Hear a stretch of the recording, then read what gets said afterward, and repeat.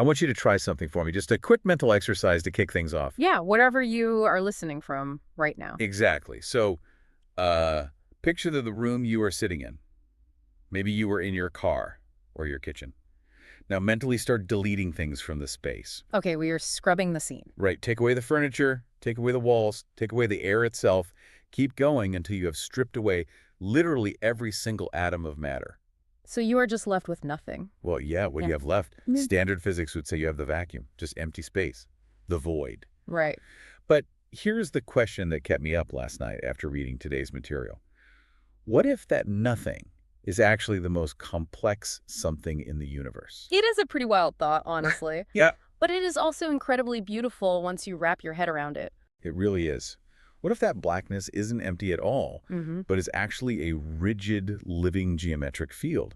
A structure that is constantly twisting and turning, and everything we think is real, like this table, my hand, light coming from the window, is just a temporary knot or a wrinkle in that geometry. And that is the core premise of the book we are deep diving into today. It is called Supersymmetric Geometric Quantum Mechanics, or SGQM for short. And the subtitle is really important here, too. It is the Aetheron Model. The author is Aetheron Buscemi. We should probably say right off the bat, this is a heavy hitter. The foundation is built on some seriously rigorous mathematics. Yeah, totally. We are talking spin 12 symmetry, rank 2 tensors, the whole 9 yards. Which, let's be honest, usually makes my eyes glaze over and my brain just completely shut down. Usually, yes. But what is really unique about Buscemi's approach here is that he designed this to be accessible. He prioritizes the conceptual visual mapping of our rotating universe. Right, he provides the essential math, but he really wants you to see the architecture of reality, not just crunch the numbers. Exactly. It gives you a simple visual way to understand how reality is structured through geometry. And the mission of this deep dive today is to explore how this SGQM framework attempts to do the impossible. It tries to unify the two big fighting heavyweights of physics, quantum mechanics and general relativity, by grounding them in a single principle, which is geometry. They are looking at the same thing, just from different angles. And just so you know right up front, if you want to follow along with the visual diagrams, or if you want to dig into that full mathematical breakdown, the book Supersymmetric Geometric Quantum Mechanics by Aetheron Buscemi is available now on Amazon.com. It is definitely one of those books where seeing the visual geometry really helps the text click. So are you ready to stop seeing space as an empty stage and start seeing it as the main actor? Let's do it. Okay, so the star of the show here is something called the Aetheron. Now, I have to pause for a second because I immediately saw a red flag. When I hear aether, I think of guys in the 1800s with monocles thinking there was an invisible gas in space. Right, the luminiferous ether. Yeah. Didn't Einstein basically kill that idea? He absolutely did. That old idea was a static fluid that planets pushed through, kind of like a boat plowing through water. That is not what this is at all. Okay, so clear that up for us. What is the Aetheron in this specific model? In SGQM, the Aetheron isn't a fluid, it is a lattice. Think of it as a 12-dimensional rotational manifold. 12 dimensions. I know, stick with me. I am trying, but 12 dimensions is a lot to process. Buscemi gives us a very specific visualization to ground this so we do not get lost. He asks you to imagine a right triangle rotating in total darkness. Okay, I am picturing a right triangle, just spinning in the void. You cannot see the triangle itself because it represents the invisible fabric of reality, but you can see glowing points at its vertices. Yeah. This rotating triangle represents the central law of this universe, which he calls the Aetheron theorem. And this brings us to the main equation that basically runs the whole show. Yeah. And it is so elegant because it looks exactly like the Pythagorean theorem we all learned in middle school. A squared plus b squared equals c squared. Right, but for the universe, it is written a bit differently. Yes, and we want to be very precise here and pronounce this correctly. The equation is alpha squared equals mu squared plus e sub rot squared. Exactly. So let's break down that triangle for everyone. What are we actually looking at? The hypotenuse, the long side, is alpha. That represents the total unified rotational state of the universe. That line has to stay constant. It is the structural integrity of the entire lattice. Okay, so the long side is the limit. It cannot get bigger or smaller. What about the other two legs? This is the real aha moment of the book. One leg of the triangle, mu, represents mass, the fermionic stuff, the solid stuff like you, me, the Earth. Right. The other leg, E sub rot, represents rotational energy, the bosonic stuff, Forces, light, heat. Wait, hang on. Usually in physics, we are taught that mass and energy are two completely different things that interact with each other.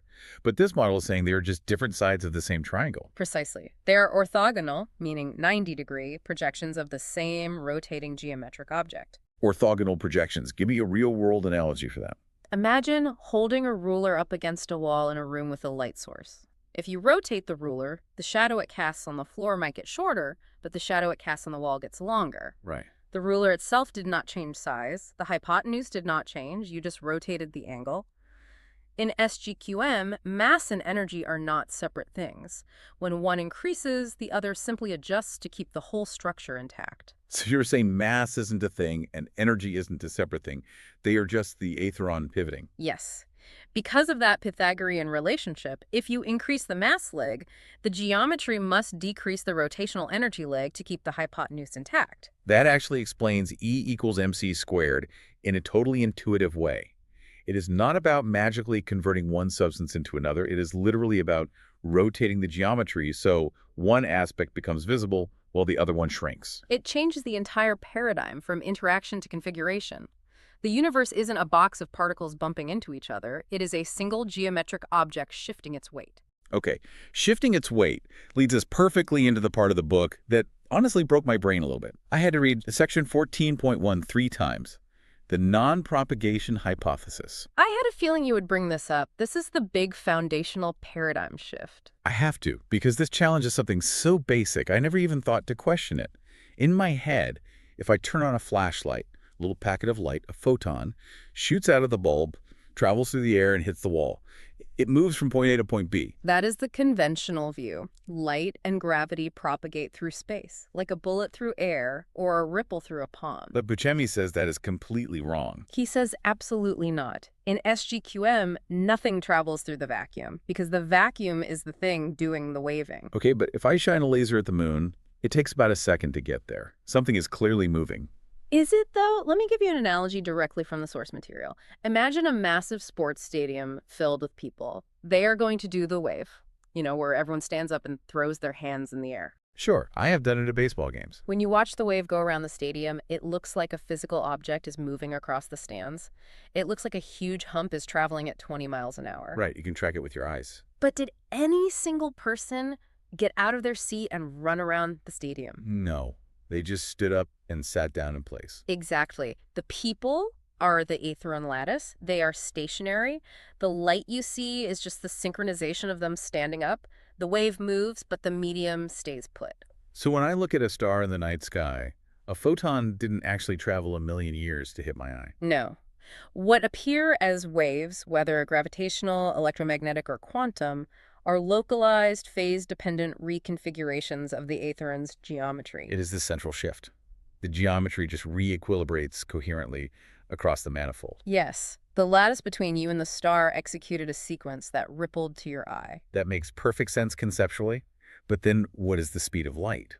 If nothing is physically running a race, why is there a universal speed limit? Why c? In this framework, c is not a speed limit for travel. It is the modulus of the Aetheron substrate.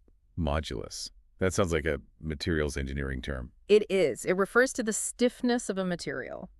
Think about a floppy slinky versus a solid steel rod. Okay. If you wiggle one end of a slinky, the wave takes a while to get to the other end because it has a low modulus. It is loose. But if you hit a steel rod with a hammer, the vibration reaches the other end almost instantly because steel is very stiff. It has a high modulus. So the speed of light is just a measure of how stiff the universe is. Precisely. It is the speed at which the geometric lattice can resynchronize or heal a disturbance. The universe is incredibly stiff, which is why light seems so fast to us. Which actually explains quantum entanglement perfectly, doesn't it? That spooky action at a distance Einstein hated. It really does. Standard physics struggles to explain how entangled particles communicate instantly across vast distances. It seems to break the speed limit. Because if the universe is one giant geometric sheet, they aren't sending a signal across space. They are part of the exact same structure. You twist one end, the other end twists. Right, it is a global connection. Okay, this is a radical shift, but I can hear the listeners saying, well, wait, are we just throwing out Newton and Einstein? Because their math obviously works. We built GPS systems and put rovers on Mars using their math. And that is the brilliance of this book. It doesn't throw them out at all.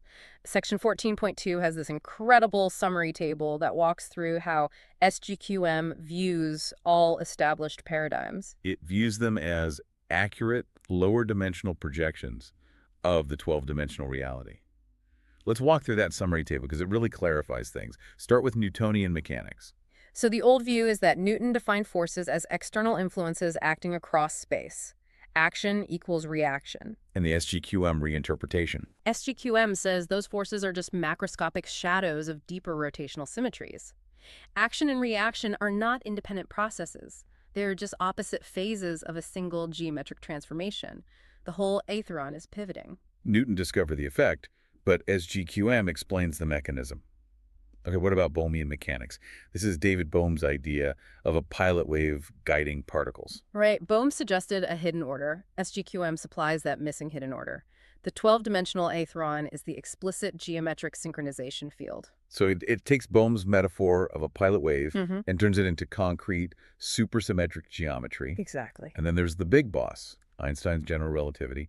Gravity is the curvature of four-dimensional spacetime. This is where they diverge fundamentally. SGQM asserts that gravity is not four-dimensional curvature. Gravity arises from synchronized rotational states within the 12-dimensional Aetheron. So that curvature Einstein calculated is actually just the system trying to stay synchronized. Yes. SGQM naturally reproduces the predictions of general relativity in weak field, low energy limits, but it says the curvature is the phase alignment of the lattice. Next on the table is string, or M theory. I always heard string theory required 10 or 11 dimensions, but they were compactified, curled up so tiny we cannot see them. That has always been the workaround. SGQM eliminates the need for compactification entirely. Really? So where are these extra dimensions? Why can I only move forward, back, left, right, up, and down? Because the extra dimensions, which the book labels R1 through R8, manifest directly as rotational modes. What does that mean in plain English? They are axes of rotation like spin, helicity, and charge. They're fully active. They just aren't spatial dimensions in the way we usually think about walking through a room. Oh, that makes so much sense. It makes 12 dimensions sound totally logical rather than like science fiction. And the last one on the summary table is the standard model, the whole zoo of quarks and leptons. In the old view, it is a bunch of distinct particles and gauge bosons, but SGQM says these are just emergent projections of the deeper spin-12 geometry. So quarks and electrons are just specific rotational excitations or synchronization operators within the Aetheron. Basically, they are geometric knots. I love that imagery, Aetheron knots. Now, speaking of rotation, we have to talk about the spinorial cycle. Because the book points out that a full cycle in this universe is not 360 degrees like a standard circle. No, in SGQM, a full cycle is 720 degrees, 4 pi. Explain that, because geometry class taught us a circle is 360. Quantum mechanics has known for a while that fermionic objects are weird. They need to rotate twice to return to their original quantum state. Think about the classic coffee cup trick. Oh, right. If you hold a cup of coffee flat in your hand and rotate your arm inward 360 degrees, your elbow is sticking straight up and your arm is twisted. Right. You are at 360 degrees, but you are not back to normal. To untwist your arm without spilling the coffee, you have to keep going another 360 degrees in the same direction. A 720-degree spin. Exactly. And SGQM scales this up even further. There is an 8 pi metacycle. That is 1,440 degrees, a full system reset that synchronizes the matter cycle and the force cycle. Which leads to this profound idea about the constants of nature. Constants like pi, the golden ratio phi, or the fine structure constant alpha. Fundamental constants are not just random fixed numbers that the universe rolled like dice. They are emergent geometric signatures. They are signatures of synchronization and resonance within the Aetheron, like electron shells. In chemistry, electron shells hold 2, 8, 18, or 32 electrons. The formula is 2n squared. Why those specific numbers? SGQM explains them as standing wave solutions. They are geometric harmonics of the Aetheron. The geometry can only fold cleanly at certain integer intervals to remain stable. It makes you realize that biology, life itself, is just this underlying geometry seeking coherence at a macroscopic scale. We are literally the math expressing itself. That is the beauty of this framework. But I have to play devil's advocate here. Is this just elegant philosophy? Or does this theory make actual testable predictions? Because if it goes up against Einstein, it needs receipts. It absolutely makes predictions, and a major one has to do with the LIGO and Virgo observatories detecting gravitational waves. Right, from black holes colliding. Standard general relativity expects those gravitational waves to be completely smooth. But SGQM predicts that because the Aetheron is a structured lattice, it should ring like a bell. A bell structure rather than just stretching smooth fabric. Exactly. So it predicts echoes, high-frequency deviations, and polarization shifts in the data. And anomalous noise has actually been observed in the ring-down phase of these mergers. So standard physics calls it instrumental glitches. But Buscemi argues it is the lattice vibrating, the signature of the 12-dimensional structure. Precisely. And it also offers a really clean answer for the dark sector. You mean dark matter, the missing mass of the universe that we cannot find. Scientists have been looking for dark matter particles for decades. But SGQM says the missing mass is just the rotational energy, E sub brot, stored in the extra dimensions of the Aetheron. Oh, wow. It is not a particle you can catch in a detector. It is the energy of the geometry itself keeping the triangle balanced. That perfectly ties back to our equation. Alpha squared equals mu squared plus E sub rot squared. The dark matter is just the hidden leg of the triangle. It is hiding in plain sight as geometry. This whole deep dive just completely reframes how I look at the world. The takeaway here is that we live inside a living geometry. Mass, light, gravity, they're all just the Aetheron dancing with itself to maintain balance. It leaves you with that incredible image from the book, the blackboard of nothingness. Yes, that if you look deep enough into the empty vacuum, you do not find emptiness. You find the architectural blueprint of reality, the chalkboard itself. It is a profound thought to leave you with today. And again, if you want to see the visual diagrams that make this all click and read the full mathematical breakdown for yourself, the book is Supersymmetric Geometric Quantum Mechanics, The Aetheron Model by Aaron Buscemi, and it is available right now on Amazon.com. It is a must-read if you want to see physics from a completely fresh perspective. Thank you for joining us on this deep dive. Keep questioning the nature of reality, and we will see you next time.